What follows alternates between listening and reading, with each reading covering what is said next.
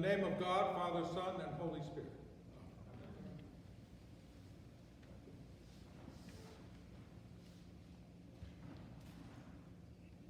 As I look out over the church, which is, well, not empty, we have brave souls who in their generosity of spirit have come to be with us to celebrate. But by and large, it's an empty space. And I'm reminded of my first sermon when I was a curate. This is back almost 47 years ago. I was dreadful. It was the worst sermon ever preached. And I got down from the pulpit and thought I'll probably be preaching to empty churches for the rest of my ministry. It hasn't turned out to be like that, thank God. But I was thinking about it this morning, and I was thinking about all the places where I've celebrated Easter Sunday. I've done it by the Potomac, banks of the Potomac River in Virginia when we had those sunrise services, those ghastly sunrise services. I've done it at Washington National Cathedral. I did it at St. James, Downingtown, nearby Downingtown. I remember even at Trinity on the Green in New Haven, Connecticut. Over my mind, I was going through all the places where I've preached, but this is the first time I've preached to a nearly empty church.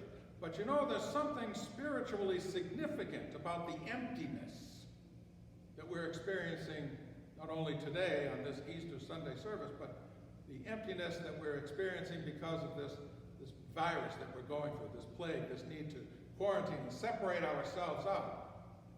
To me, it spiritually reflects something of what it was like on that first Easter morning.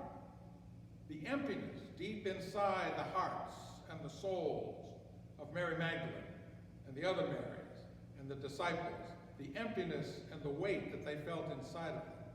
The emptiness of the tomb.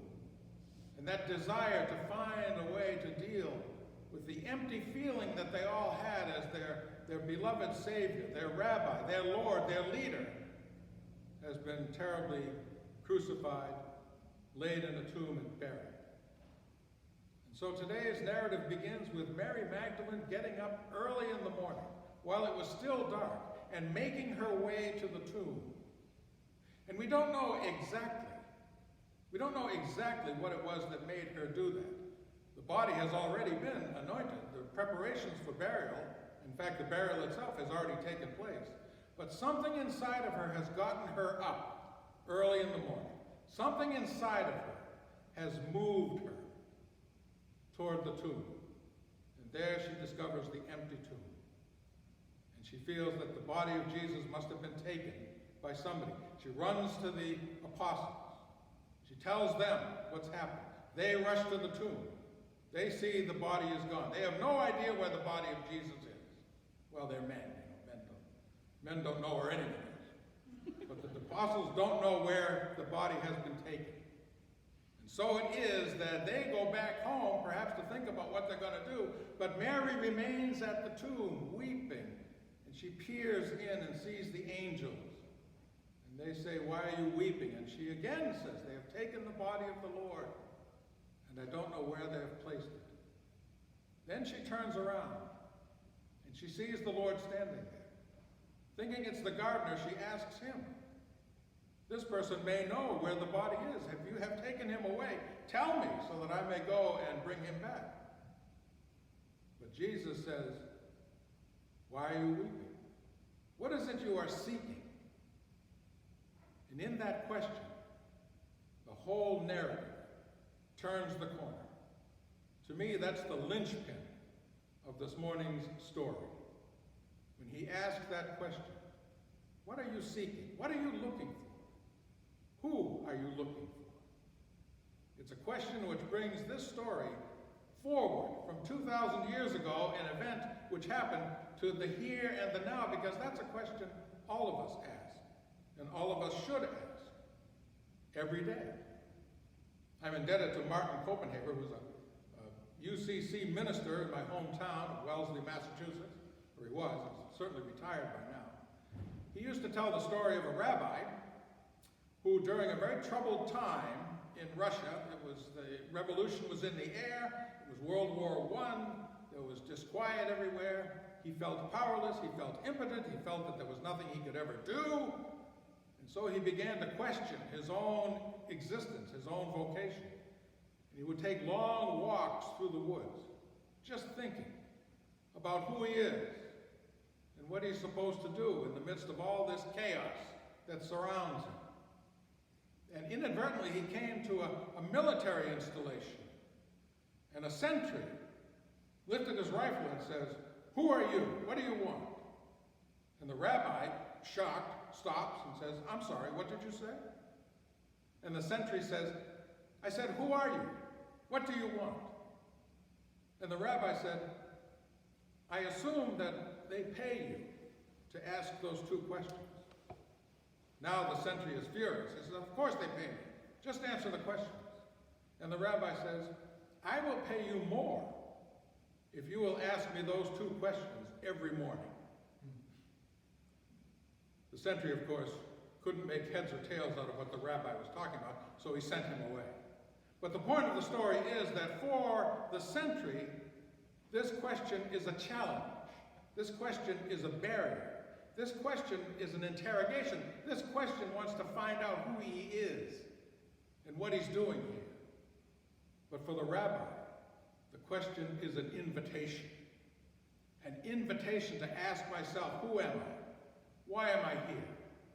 And so it is with the question that Jesus asks of Mary. Whom do you seek? Why did you get up in the morning?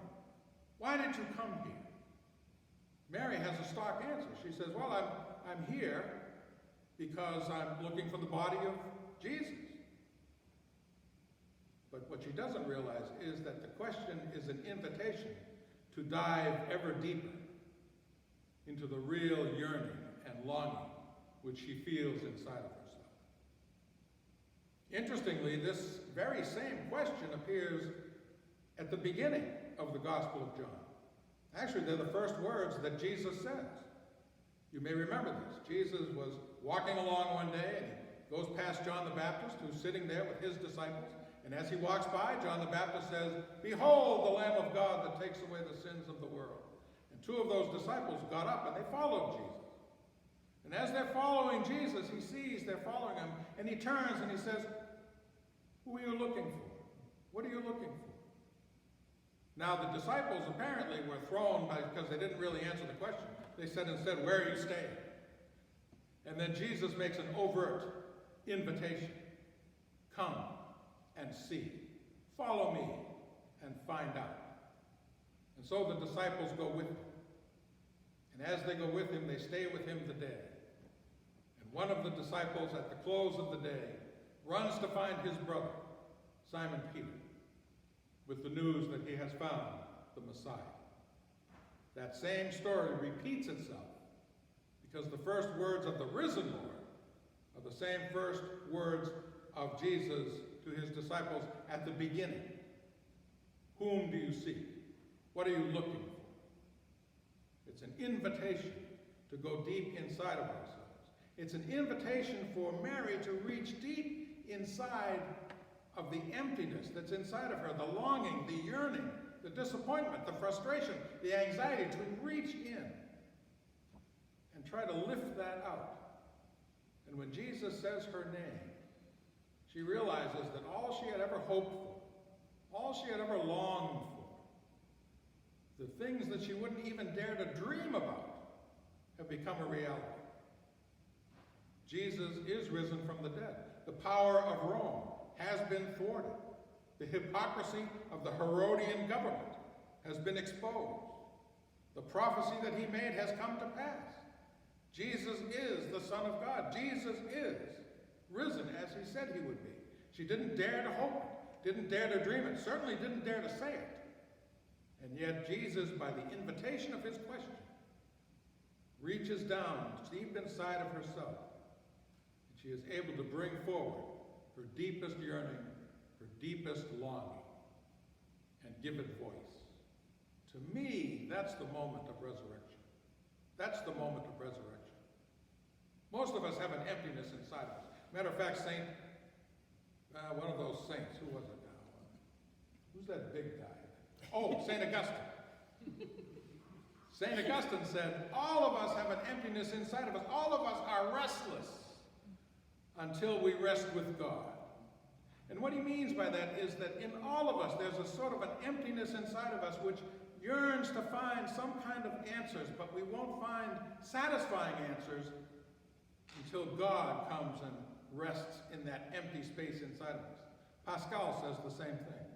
Pascal said that, as a French philosopher, he said that people are born with a hollow space inside of them, and the space is shaped like God.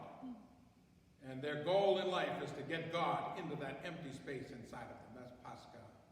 So there's a sense in which this emptiness, this yearning, this longing is something we need to address. I think every person that walks through the door of the church should, like that old rabbi, ask a question: why am I here? What am I looking for? What do I seek? I come because it's beautiful music, and that's true. I come because the liturgy is uplifting, and that's true. I come because the sermons, most of the time, are interesting. If Paul is preaching, they're interesting. And that's why I come. Those are all good answers. But the real answer is that we come, like Mary Magdalene, in the hopes that when we turn around, we will see the one who calls us by name. We will see the one that's the answer to our deepest hopes, our deepest dreams, our deepest longings. We will see him and be able to proclaim him. There's a great story told about a man who lived in Spain in the 1600s. His name was Miguel. And he lived in Spain, and he wanted desperately. He was born of a kind of a lower nobility, lesser nobility. He was well educated. He was served in the Spanish army. He was known politically among people, and his great goal in life was to go to the New World, to Mexico or South America, and become a government agent, a governor in the New World. That was his goal. He set his life to do that. That was all he wanted. If he could do that, his life would be full. And so he set out for about 2 or 3 years, desperately, trying to push all the right buttons and send all the right letters and do all the right things to get an appointment as a governor in one of the New World states, one of the New World cities. And always he was frustrated. And he was in a bar with some friends, and he was frustrated, and he was complaining to his friends. And finally one friend said, well, why don't you try something different? And Miguel looked at him, and he said, what do you mean something different? Like what? And the friend said, well, I don't know. That's for you to find out. But you have to find some different pathway. This isn't working out. Well, of course, Miguel just threw that aside. That's a silly thing. That's what you say to people when they don't know what to say. So he didn't pay much attention to it, but it haunted him. And he couldn't get the question out of his mind. Why don't you try something else? And he began to explore, what might he do? What can he try? What new pathways are open to him? And then slowly but surely he begins to remember the stories that he tells his friends after having a few drinks, usually. But the stories that he tells and how entertained his friends are, how entertained his family is as he tells these fanciful tales set back in the Middle Ages of a crazy knight named Don Quixote. And so he begins to write those down. And Cervantes found a new pathway because somebody asked him a question. I think that's what resurrection is really about. Hearing the question addressed to us. Having the courage to try to search what's deep inside of us for our deepest longings. And then becoming like perhaps Cervantes. Certainly like Mary Magdalene, the first human being to see the risen Lord, and the first person to make the great announcement, an anthem and a prayer. The Lord is risen. The Lord is risen indeed. Hallelujah.